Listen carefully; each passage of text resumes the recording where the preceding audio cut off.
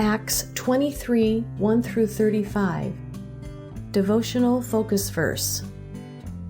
And the night following, the Lord stood by him and said, Be of good cheer, Paul, for as thou hast testified of me in Jerusalem, so must thou bear witness also at Rome. Acts 23:11. At some point in life, everyone faces hard places. When such times occur, it is comforting to remember that God knows exactly where we are and what we need to cheer and encourage our hearts. Dixie Matthews is one person who has proved that. She recounts, When my husband, Hal, and I were married, we had a game of matching strides when we walked. He could usually outstep me, but it was still fun to try. We always enjoyed walking together, but one day he went where I could not go with him. He passed through the valley of death, and then I was a widow, and there were no footprints but my own. In those first days after Hal died of cancer, everything seemed unreal to Dixie. Family, friends, and neighbors did their best to help and offer comfort. Business arrangements were made, and the funeral came and went. Then, Dixie had to face day-to-day living. She was a young mother with 3 small children at the time, and she reflects, I was amazed to realize that life still went on as usual, even though the best part of me was gone.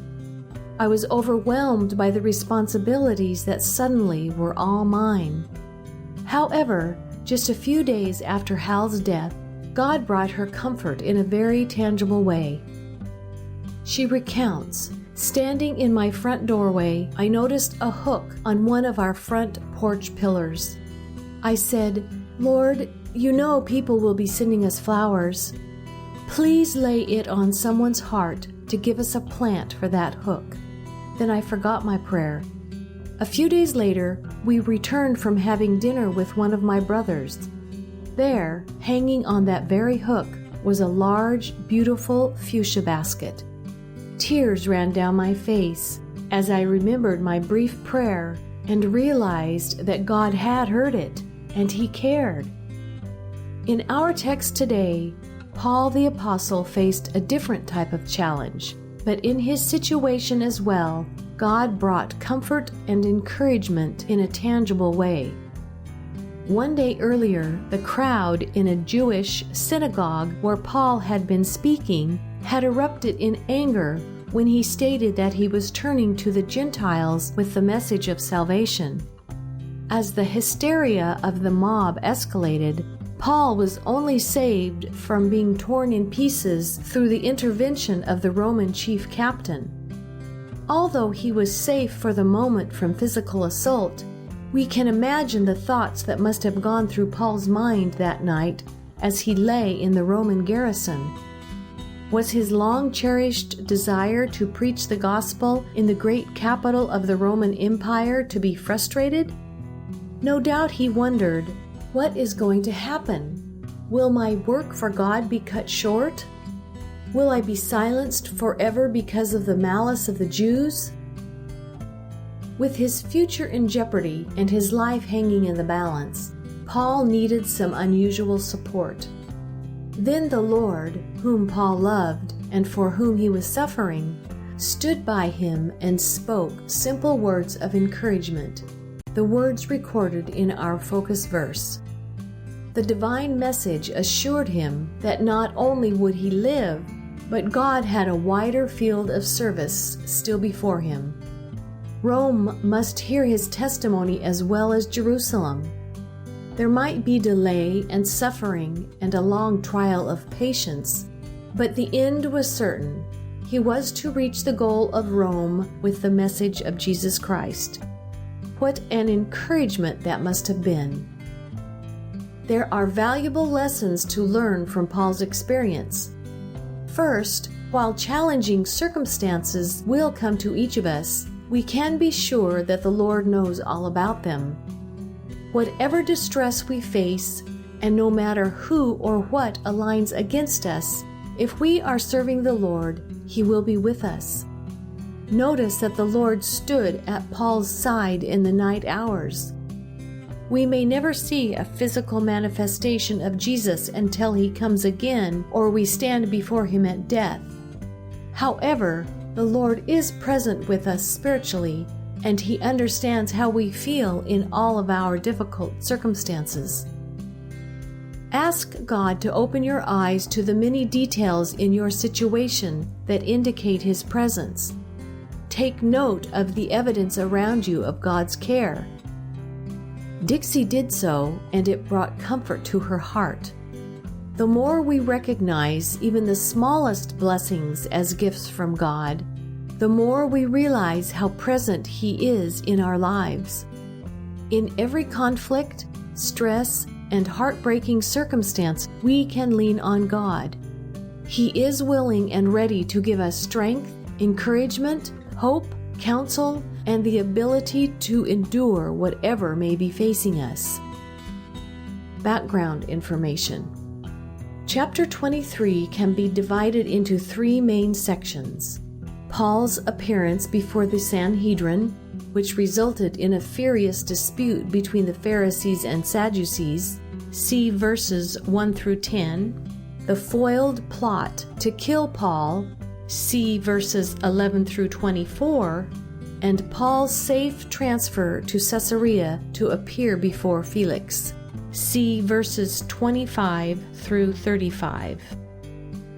The council Paul addressed at the beginning of this chapter was the Sanhedrin, the highest Jewish judicial body in Jerusalem, which operated under the leadership of the high priest. The point of this meeting was to determine whether there were grounds to institute a legal proceeding against Paul. While the Romans respected determinations made by the Jewish council, they did not allow them to sentence a person to death without approval by the Romans. Historical records indicate that Ananias was a crude, hot-tempered, and overbearing man, and one who was noted for cruelty and violence. He served as high priest from AD 48 to 58. When the revolt against Rome broke out in AD 66, his own people assassinated him. Ananias' order for those who stood by Paul to strike him was an illegal act, as it was against the law to strike a prisoner before a conviction was handed down. In Paul's case, he had not even been charged. In verse 3, Paul called Ananias a whited wall, which was a metaphor for a hypocrite.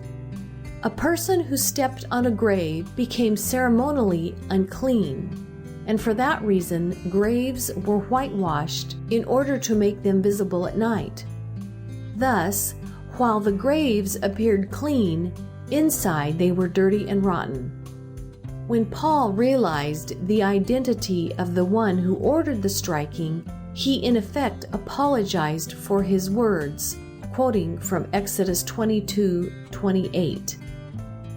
In view of the uproar in the Sanhedrin and the uncertainty regarding Paul's future, the comforting words of cheer when the Lord stood by him in the night were accompanied by the promise that Paul would achieve his goal of witnessing for the Lord in Rome. A record of his purpose is found in Acts 19:21. The conflict between the beliefs of the Pharisees and Sadducees regarding the resurrection has been well documented by the Jewish historian Josephus.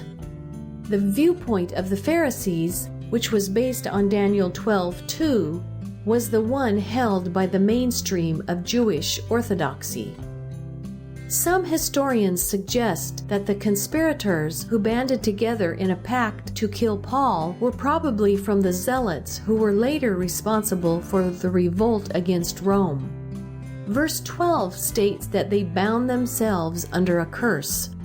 This was a practice of calling down an execution of judgment upon themselves if their pledges were to prove false. Taking such an oath was evidence of extreme religious fanaticism and indicates the very real danger Paul was in. As a result of the warning delivered by Paul's nephew, the apostle was transferred in the darkness of night to Caesarea, where he was to appear before Felix the governor. He was accompanied by an escort of 470 armed soldiers. Claudius Lysias, the chief officer or tribune who prepared the official document that went with Paul, was a high-ranking military officer in charge of anywhere from 600 to 1,000 men. He likely crafted the letter most carefully to present his actions toward a Roman citizen in the best possible light. Conclusion. Just as God comforted Paul in the midst of distressing circumstances, He will provide the encouragement we need in our time of trial. Acts chapter 23.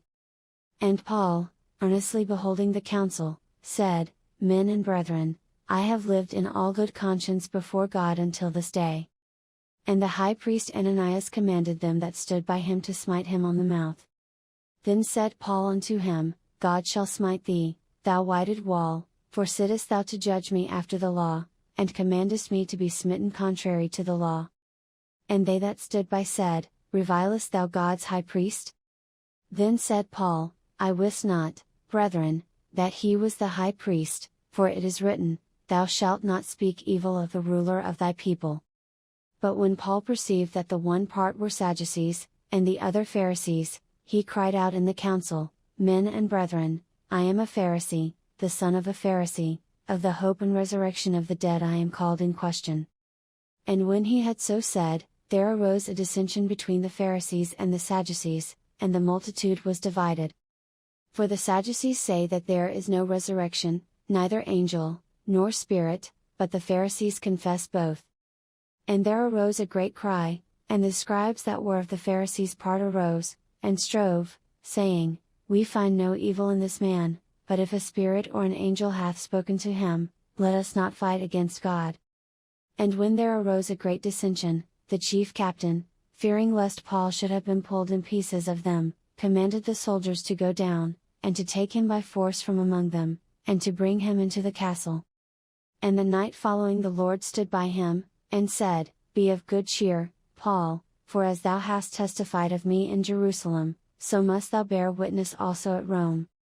And when it was day, certain of the Jews banded together, and bound themselves under a curse, saying that they would neither eat nor drink till they had killed Paul. And they were more than 40 which had made this conspiracy. And they came to the chief priests and elders, and said, We have bound ourselves under a great curse, that we will eat nothing until we have slain Paul. Now therefore ye with the council signify to the chief captain that he bring him down unto you tomorrow, as though ye would inquire something more perfectly concerning him, and we, or ever he come near, are ready to kill him. And when Paul's sister's son heard of their lying in wait, he went and entered into the castle, and told Paul. Then Paul called one of the centurions unto him, and said, Bring this young man unto the chief captain, for he hath a certain thing to tell him. So he took him, and brought him to the chief captain, and said, Paul the prisoner called me unto him, and prayed me to bring this young man unto thee, who hath something to say unto thee. Then the chief captain took him by the hand, and went with him aside privately, and asked him, What is that thou hast to tell me? And he said, The Jews have agreed to desire thee that thou wouldest bring down Paul tomorrow into the council, as though they would inquire somewhat of him more perfectly. But do not thou yield unto them, for there lie in wait for him of them more than 40 men, which have bound themselves with an oath, that they will neither eat nor drink till they have killed him, and now are they ready, looking for a promise from thee. So the chief captain then let the young man depart, and charged him, See thou tell no man that thou hast showed these things to me. And he called unto him 2 centurions, saying, Make ready 200 soldiers to go to Caesarea, and horsemen 70, and spearmen 200, at the 3rd hour of the night. And provide them beasts, that they may set Paul on, and bring him safe unto Felix the governor. And he wrote a letter after this manner. Claudius Lysias unto the most excellent governor Felix sendeth greeting. This man was taken of the Jews, and should have been killed of them. Then came I with an army, and rescued him, having understood that he was a Roman. And when I would have known the cause wherefore they accused him, I brought him forth into their council, whom I perceived to be accused of questions of their law, but to have nothing laid to his charge worthy of death or of bonds. And when it was told me how that the Jews laid wait for the man, I sent straightway to thee, and gave commandment to his accusers also to say before thee what they had against him. Farewell. Then the soldiers, as it was commanded them, took Paul, and brought him by night to Antipatris. On the morrow they left the horsemen to go with him, and returned to the castle. Who, when they came to Caesarea and delivered the epistle to the governor, presented Paul also before him. And when the governor had read the letter, he asked of what province he was. And when he understood that he was of Cilicia, I will hear thee, said he, when thine accusers are also come. And he commanded him to be kept in Herod's judgment hall,